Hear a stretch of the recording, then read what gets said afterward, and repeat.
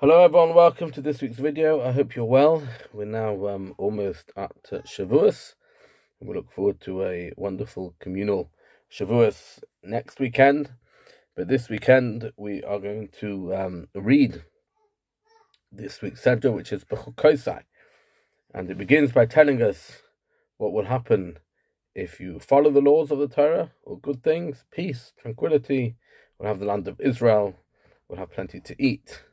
And then tells us all the various things that will happen. Sadly, if we don't keep the Torah, terrible tragedies, things that we've seen in recent history, pogroms, anti-Semitism, Holocaust, being kicked out of the land, as was the case until only 100 or so years ago.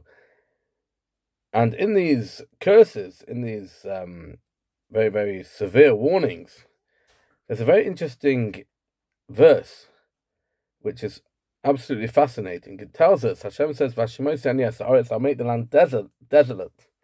And it says, and your enemies who dwell on it will also be desolate.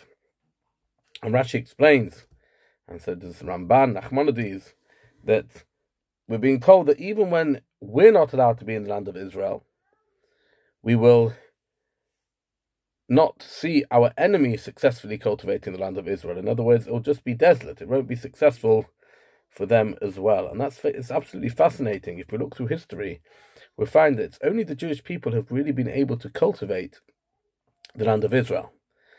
You know, when we were kicked out and other nations came, they had very little success there. They couldn't get anything going, an economy going.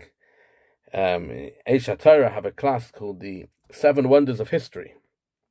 And one of their wonders, one of the things they tell us, they talk about, is that there's a strong interdependence, a divine interdependence between Eretz Israel, the land of Israel, and the Jewish people.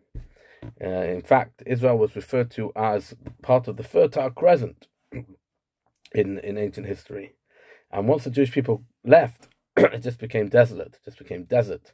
And of course, we all know that when the first kibbutzim, when the first people started making aliyah back to the land of Israel, they had to drain the swamps. They had to really make the land useful again. And there's a beautiful, it's not so much beautiful, but it's a very powerful record written by the famous Mark Twain, where he speaks about how they went through the land of Israel.